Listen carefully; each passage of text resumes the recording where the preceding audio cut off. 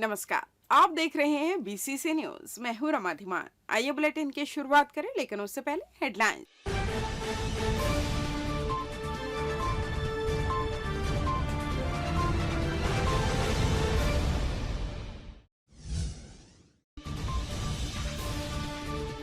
छठ पूजा की रही धूम, सुबह सूर्य को दिया अर्घ।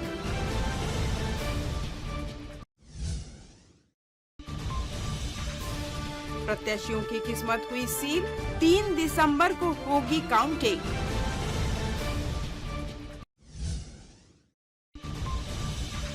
समय से पहले मतदान बंद की शिकायत, बेलतरा क्षेत्र में हंगामा।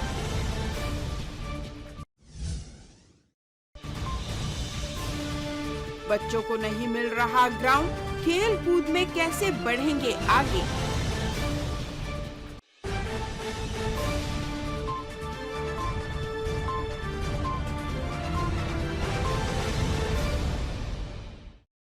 हेडलाइंस के बाद खबरें विस्तार से। छठ महापर्व की शुरुआत हो गई है। इस पर्व को पूरे देश में बहुत ही धूमधाम से मनाया जाता है। छठ की शुरुआत नहाए खाए के साथ होती है। इसके बाद दूसरे दिन खरना, तीसरे दिन संध्याकालीन अर्घ्य को, वहीं चौथे दिन अर्घ्य यानी उगते हुए सूरज को अर्घ्य के साथ इसकी समाप्ति हो जाएगी। लोक आस्था का महापर्व छठ में घर की महिलाएं संतान की दीर्घायु के लिए 36 घंटे का निर्जला व्रत करती हैं। यह त्योहार प्रमुख रूप से बिहार और पूर्वी उत्तर प्रदेश में मनाया जाता है। हालांकि समय के साथ अब यह पर्व देश के विभिन्न राज्यों में लोग बड़े ही धूमधाम से मनाते हैं। दीपावली के बाद कार्तिक मास की शुक्ल षष्ठी को छठी मैया को अर्घ्य दिया जाता है। शुक्रवार 17 नवंबर को नहाए खाए के साथ इसका आरंभ हो गया। 4 दिन तक चलने वाले इस पर्व का समापन 20 नवंबर को होगा। बता दें कि बिलासपुर के छठ घाट में इसे लेकर तैयारियां पूरी कर ली गई। सुरक्षा के चाक चौबंद, घाटों में लाइटिंग की व्यवस्था समेत साफ सफाई पूरी कर ली गई। शुक्रवार को छठ घाट में महाआरती की जाएगी। छठ पूजा समिति के अध्यक्ष डॉक्टर धर्मेंद्र दास ने बताया कि लोक आस्था का महापर्व छठ की शुरुआत आज से हो रही है। बड़े बुजुर्गों के आशीर्वाद से बड़े ही सादगीपूर्ण तरीके से इस बार भी छठ मनाया जाएगा। जिला प्रशासन, पुलिस प्रशासन का पूरा सहयोग उन्हें मिल रहा है। छठी व्रतियों के लिए छठ घाट में विशेष सुविधाएं दी गई है। उन्हें किसी भी तरह की असुविधा नहीं होगी। बैठक की उचित व्यवस्था के साथ महाप्रसाद का वितरण भी आखिरी दिन किया जाएगा। इस मौके पर उन्होंने समस्त बिलासपुर वासियों को शुभकामनाएं दी। चूँकि है विगत सवा से डेढ़ महीने से हम लोग छठ पूजा समिति के सदस्य जो है वो यहाँ पर निरंतर सेवा दे रहे हैं, कार्य कर रहे हैं छठ घाट बिलासपुर पे।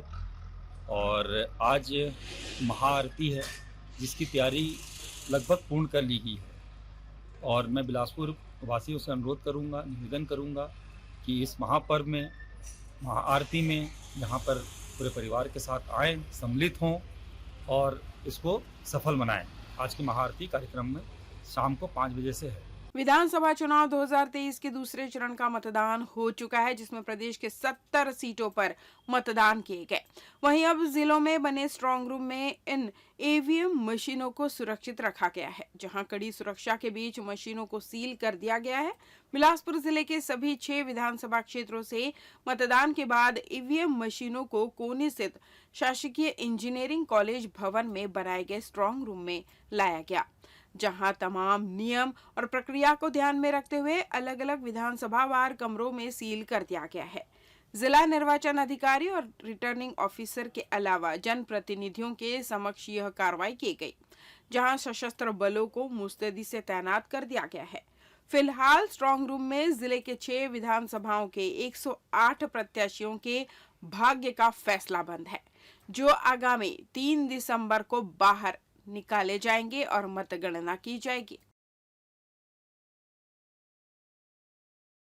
प्रदेश में शुक्रवार को 70 विधानसभा सीटों पर चुनाव कार्यक्रम संपन्न कराए गए। इस दौरान छिटपुट घटनाओं के साथ मतदान सादगीपूर्ण संपन्न हुआ। हालांकि बिलासपुर जिले के बेलतरा विधानसभा क्षेत्र में समय से पहले मतदान प्रक्रिया को रोक देने की खबर सामने आई, जहां वसंत विहार कॉलोनी बूथ क्रमांक 233 में समय से पूर्व 10 मिनट पहले वोटिंग मशीन बंद कर दिए जाने पर डॉक्टर वंदना चौधरी, डॉक्टर श्याम बाबू चौधरी और उनके बच्चों को निर्वाचन टीम की गलती से वोट देने से रोक दिया गया। इन मतदाताओं की अपने हक के लिए जिद की गई। भाजपा कांग्रेस कार्यकर्ता द्वारा इनके पक्ष में जोरदार लॉबिंग के बाद उच्च अधिकारियों को दखल देना पड़ा। काफी हंगामे के बाद एसडीएम व पुलिस पार्टी मौके पर पहुंचकर पंचनामा प्रक्रिया संपादित कर शाम 7 बजे बैलेट पेपर से मतदान कराया गया। मेरा नाम सौम्या चौधरी है। मैं दिल्ली से आई हूँ सिर्फ वोट देने के लिए। ये मेरा पहला मतदान था और ये बहुत काफ़ी ज़्यादा एक्सपीरियंसिंग था। मतलब वोट नहीं देने दिया जा रहा था, फिर काफ़ी ज़्यादा हंगामा हुआ, फिर उसके बाद हमें जाके स्टिल हम मशीन में नहीं वोट दे पाए, वो उस चीज़ का एक वो है। बाकी हमने पेपर्स में वोट दिए। हम लोग पहले अंदर गए, फिर हमारा नाम वगैरह आधार कार्ड वगैरह लिए, वो उसके बाद क्या बोलते पेपर 2 प्रकार का पेपर दिए। उन्होंने बोला कि कोई अब वीडियो मत बनाना, और क्योंकि उनकी भी गलती थी तो उन्होंने वो स्वीकार किया और 2 पेपर दिए और उस पे 2 स्टैम्प दिए। बोले कि जिस पे भी वोट करना है अंदर जाके आप स्टैम्प कर दीजिए, उस पे वोट। पहले बार मतदान? हाँ, पहली बार मतदान। इसके विषय में कुछ बोलिए जो पहली बार आप। पहला एक्सपीरियंस अच्छा हुआ, मतलब इतना बवाल हो गया पहले, लेकिन ये सब गलत बात है कि पहले ही बंद कर देना वोटिंग बैंक वगैरह। तो एक्सपीरियंस था, पहला एक्सपीरियंस। दिल्ली से आए थे और वोट देने के लिए सिर्फ कि पहला एक्सपीरियंस रहेगा। उत्तर प्रदेश व बिहार जाने वाली ट्रेनों में बर्थ को लेकर मारामारी की स्थिति है। ट्रेनों में आलम यह है कि साउथ बिहार व सारनाथ एक्सप्रेस जैसी महत्वपूर्ण ट्रेनों में प्रतीक्षा सूची 200 के पार है। वहीं नवतनवा एक्सप्रेस और छठ पूजा स्पेशल ट्रेन में यह हाल है कि प्रतीक्षा सूची में भी आरक्षण नहीं हो रहा है। इसमें नो रूम दिखा रहा है। इसके चलते यात्रियों को परेशानियां हो रही है। आपको बता दें कि छठ पर्व 19 नवंबर को है। वैसे पर्व की शुरुआत 17 नवंबर से हो गई है। इस पर्व को मानने वाले भोजपुरी समाज के लोग बड़ी संख्या में बिलासपुर में रहते हैं। कुछ बिलासपुर में पर्व मनाते हैं, लेकिन ऐसे भी समाज के सदस्य हैं जो इस पर्व के अवसर पर अपने घर उत्तर प्रदेश व बिहार जाते हैं। इनके जाने का सिलसिला जारी है। भीड़ का माहौल दीपावली पर्व के एक दिन पहले से दिखने लगा था।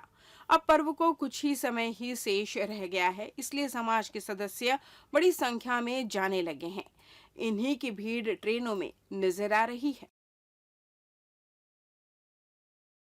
दुर्घटना की आशंका और ट्रेनों की लेट लतीफी को खत्म करने दक्षिण पूर्व मध्य रेलवे जोन ने रायपुर और बिलासपुर मंडल के दाधापारा, बिल्हा, अकलतरा, घुटकू, चापा से गेवरा रोड, नागपुर से भिलाई तक 383 किलोमीटर रेलवे ट्रैक को ऑटोमेटिक सिग्नल प्रणाली से लैस कर दिया है। ऑटोमेटिक सिग्नल प्रणाली सिस्टम लगने से अब कई ट्रेनें एक ही ट्रैक पर आसानी से आवाजाही कर सकेंगी। रेलवे मंडल के अधिकारियों ने बताया कि सुरक्षा के लिहाज से ऑटोमेटिक सिग्नल प्रणाली का जाल अपने तीनों मंडल में बिछाया जा रहा है। यह काफी कारगर, आधुनिक, उन्नत तकनीक से लैस स्वचालित ब्लॉक सिग्नलिंग प्रणाली है। प्रारंभिक तौर पर बिलासपुर से गतौरा के बीच सबसे पहले ऑटोमेटिक ब्लॉक सिग्नलिंग सिस्टम लगाकर एक के पीछे एक ट्रेन चलाई गई थी। यह प्रयोग सफल होने के बाद लगभग 100 मीटर के अंतराल में 2 से अधिक ट्रेनों को भी बिलासपुर मंडल चलाकर इसकी टेस्टिंग किया जा चुका है, जिसके प्रयोग से ट्रेनों के लेट लतीफी की समस्या को दूर किया जा सकेगा।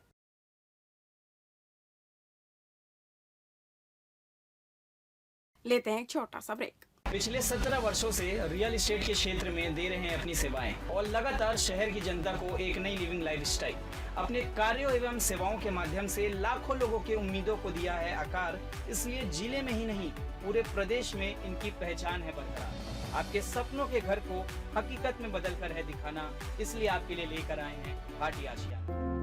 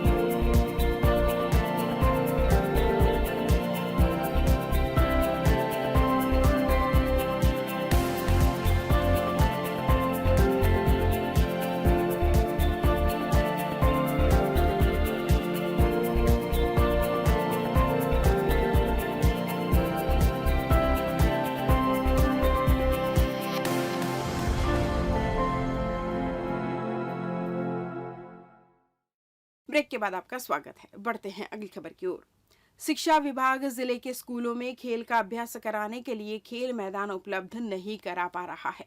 इसके चलते स्कूली छात्र बेहतर तरीके से खेल का अभ्यास नहीं कर पा रहे हैं। शासन स्तर पर तरह तरह के खेलों का आयोजन किया जाता है। इसके बावजूद विभाग द्वारा जिले के सैकड़ों स्कूलों को खुद का मैदान तक उपलब्ध करा नहीं पा रहा है। इसके चलते स्कूलों द्वारा निजी संस्थान के मैदानों पर आयोजन करना पड़ता है। स्कूलों में खेल मैदान तो है, लेकिन उन जगहों में कब्जा कर लिया गया है। इस वजह से स्कूल के बच्चे सामान्य खेल भी नहीं खेल पाते हैं। स्कूल प्रबंधन और शिक्षा विभाग के जिम्मेदार अफसर खेल सुविधाओं को लेकर ध्यान नहीं दे रहे हैं। इसके कारण प्रतिभावान छात्रों को अभ्यास करने का मौका नहीं मिल पा रहा है। शासन द्वारा खेल को प्राथमिकता और छात्रों को प्रतिभावान बनाने के लिए सभी प्राथमिक, माध्यमिक, हाई स्कूल और हायर सेकेंडरी स्कूलों में खेल मैदान बनाने की जगह चिन्हांकित की गई है। इसके बाद भी जिले में 70% स्कूलों में खेल मैदान की नींव नहीं रखी गई है। इसको लेकर प्रशासन द्वारा छात्रों को खेल सुविधाओं से वंचित होना पड़ता है। इसके चलते छात्र छात्राएं अपनी प्रतिभा को निखारने नहीं पा रहे हैं। आपको बता दें कि स्कूलों में खेल खिलाने के लिए छात्रों द्वारा कई बार प्राचार्य सहित निरीक्षण करने वाले अधिकारियों से शिकायत की जा चुकी है, लेकिन इसका कोई लाभ नहीं मिल पा रहा है।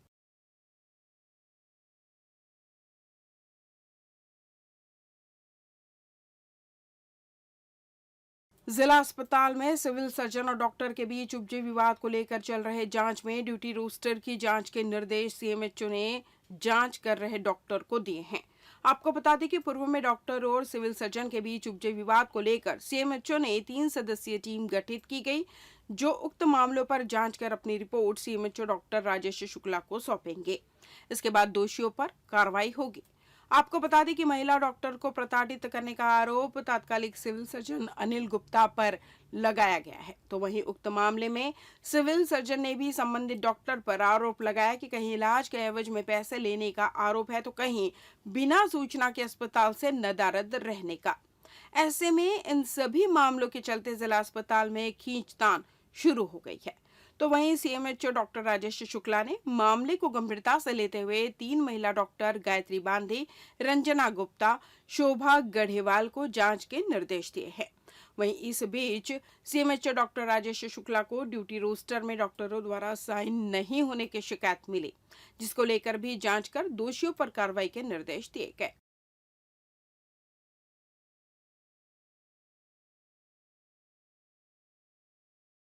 छत्तीसगढ़ के मौसम का मिजाज अब बदल सा गया है। ठंड की सर्द हवा में जाड़े का एहसास होने लगा है। सुबह और रात के समय में कड़ाके की ठंडक महसूस होती है।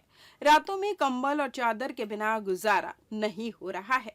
मौसम विभाग का कहना है कि अगले 4 दिनों में न्यूनतम तापमान में 2 से 3 डिग्री सेल्सियस तक की बढ़ोतरी होगी। मौसम विभाग का कहना है कि प्रदेश का मौसम शुष्क रहेगा और अधिकतम व न्यूनतम तापमान में थोड़ी बढ़ोतरी होगी। मौसम विभाग के अनुसार एक गहरा अवदाब पश्चिम मध्य बंगाल की खाड़ी से ऊपर है। इसके लगातार उत्तर पूर्व की ओर आगे बढ़ते हुए और प्रबल होने की संभावना है।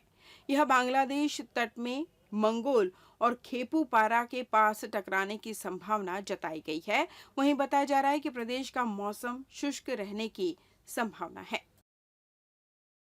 इस बुलेटिन में बस इतना ही। अगले बुलेटिन में आपसे होगी फिर मुलाकात। तब तक मुझे दीजिए विदा। नमस्कार।